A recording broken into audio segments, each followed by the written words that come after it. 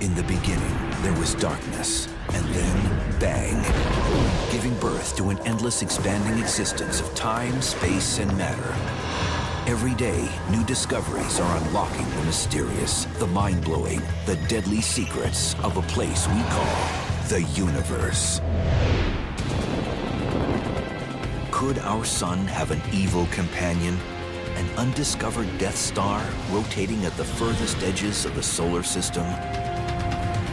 Does this mysterious star scatter destruction through the solar system at regular intervals, accounting for the greatest extinctions in Earth's history?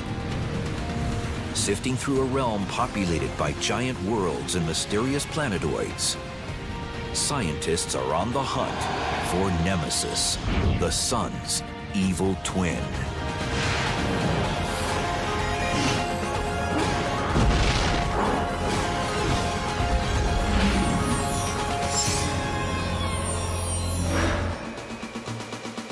Of the billions of stars twinkling overhead, one may be a scourge to life on Earth, an evil twin to the sun named Nemesis.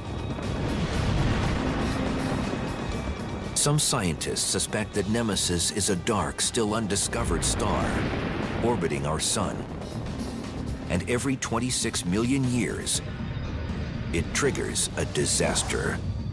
We know that the solar system is surrounded by this enormous cloud of comets, and so these successive passages of the sun's companion would send comets into the inner solar system. Some of them would hit Earth. What follows is death on a colossal scale.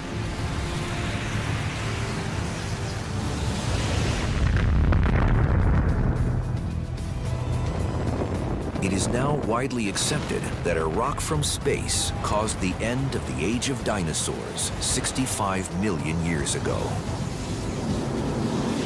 So we now are pretty convinced that the reason that a huge fraction of life on the Earth went extinct 65 million years ago was because a comet slammed into the Earth.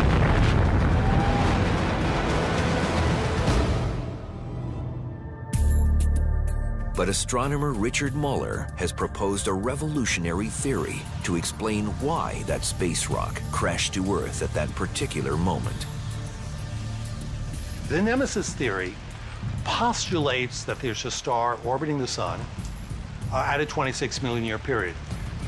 That's about it. Almost no other assumptions need to be made. Muller believes that as Nemesis nears the sun, its gravitational disturbance sends comets flying through the solar system.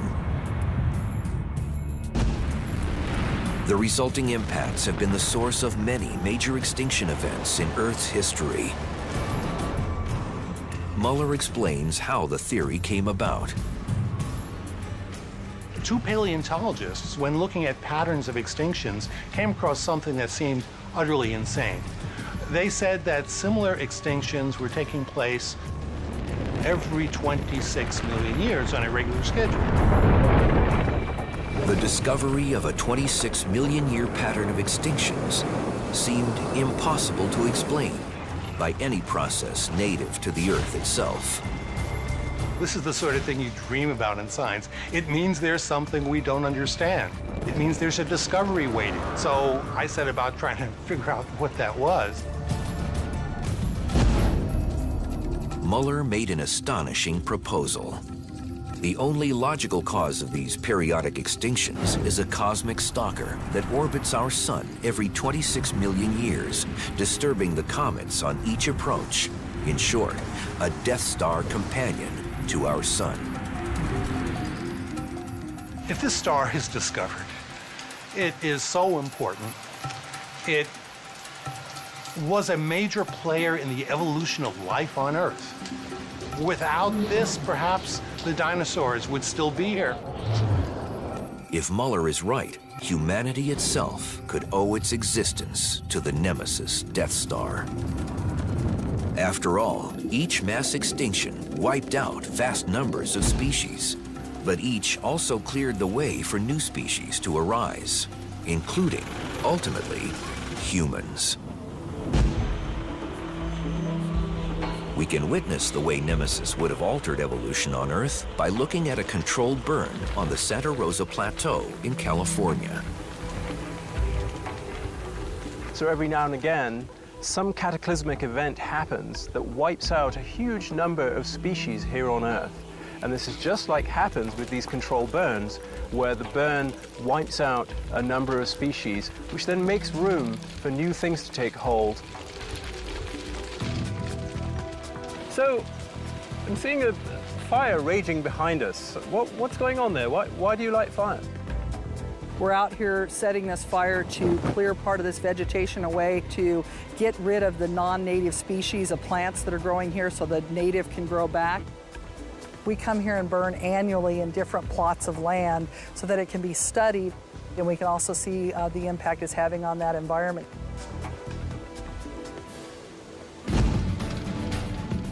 A prescribed fire mimics the kinds of mass extinctions that Nemesis may have caused. Many species are swept away, but the destruction leaves room for the survivors to flourish and evolve. Just as mammals survived and thrived after the fiery death of the dinosaurs, setting the stage for human evolution. These prescribed fires return to Santa Rosa every year and imitate the driving motivation behind the creation of the Nemesis hypothesis, that extinctions occur over and over. There are really only two viable explanations for the regularity of the extinctions. One of them is the Nemesis theory.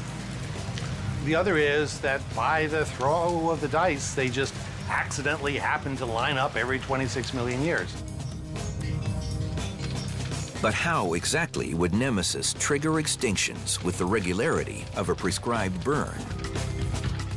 The possible answer lies in a region of the solar system known as the Oort cloud.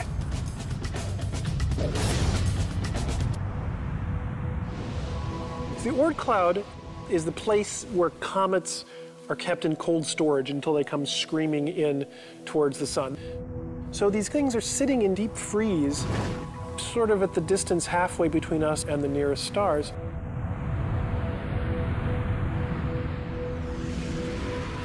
The vast majority of Oort cloud comets orbit at the safe distance of up to 1 light-year from the sun. That is, unless something disturbs their orbits.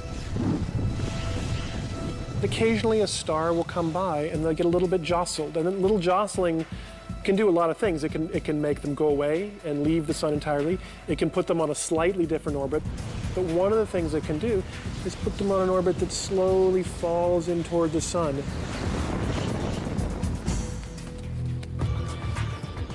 By following the motions of a juggler, astronomer Greg Laughlin can help visualize why cometary orbits are so vulnerable to the effects of a passing star like Nemesis. Hey, Greg. So this is Josh Horton, and we've enlisted Josh to kind of help us understand how the Oort cloud really works. How many balls are you actually able to keep up in the air at one time? That was 7. I can do a little bit of 8 and 9, but 7 is what I practice the most. The arc of something that a juggler is tossing up is very much like the arc that a comet makes on its eccentric orbit, especially because it's going slow near the top and it's going very quickly near the bottom. If we want to simulate the whole Oort cloud, then we've got to keep a lot of balls in motion. So I'm wondering if you can maybe give me a quick... Yeah, I can try. To... Okay, well, let's start with 2. 2 balls. So what you're going to do here is you're going to cross both balls in here. So it's going to be throw. Nope, the throws are exactly the same, just like the path of the comet. So cross, cross. And they're making an X in the air. Do they leave at the same time or no, different times? It's right, left, catch, catch. Right, left, yeah, that was it. Just throw your left hand a little bit higher. Right, left, catch, catch. Good. They're kind of catching them at the same time. Right, left, catch, catch. Sounds better. So I'm a little bit like a solar system where there's some serious gravitational instability in the mix. So Josh is keeping 7 balls in the air at the same time, and that's not unlike the sun's job, which is to keep trillions of comets all orbiting in the Oort cloud.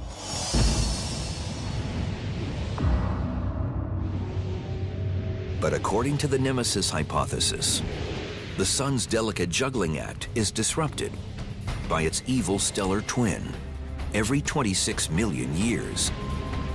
And like something out of a horror movie, this evil twin could be nearly invisible.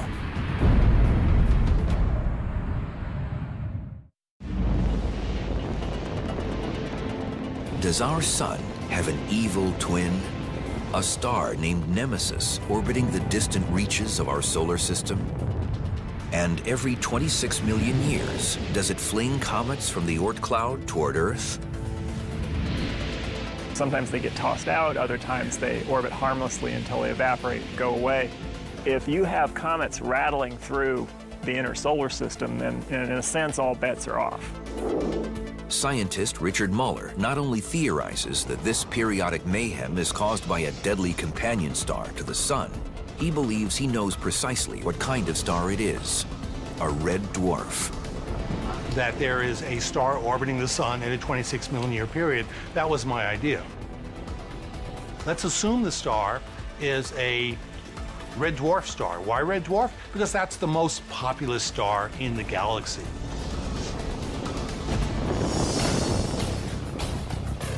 A red dwarf is a tiny star that weighs in with a mass less than 1/10 of our sun. But as astronomer Greg Laughlin demonstrates, it can have the effect of a 9-pound bowling ball tossed into the arms of a juggler playing with fire. All by itself, the Oort cloud is a pretty boring place, and so we're going to have to up the ante a little bit. So these are going to represent the comets in the Oort cloud. You ready? I think I'm going to step back a little bit.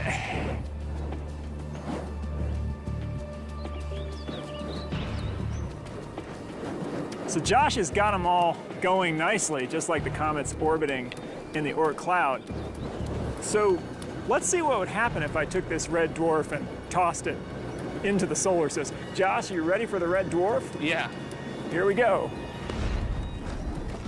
Oh. So as you can see, the red dwarf coming through the solar system has really changed the orbits of the comets. Notice that 2 of these comets actually crashed onto the Earth. That's not unlike what happens when a giant impact occurs and we get one of these mass extinctions.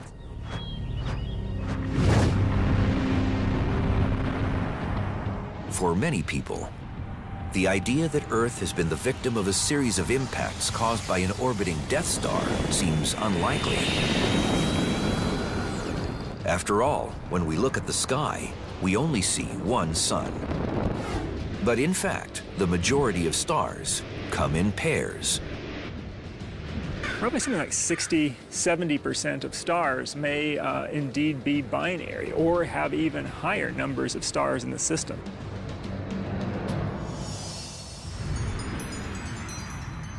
According to Richard Muller's Nemesis hypothesis, our sun is part of such a binary star system. It all works. All you have to do is hypothesize that the sun, like 2/3 of all the other stars in the galaxy, has a companion. This one with a 26 million year period, and there you have it. But if so, why don't we see the sun's twin in the sky? According to Muller, the reason is simple. Nemesis is an extremely dim red dwarf. When I first came up with the Nemesis theory, the issue was, well, wait a minute, how come nobody found it? And that was pretty obvious. It has to be hard to find. By definition, a red dwarf barely glows at all. It would be the closest star to our sun, and we wouldn't even know it. Now, why is that? The way we discover nearby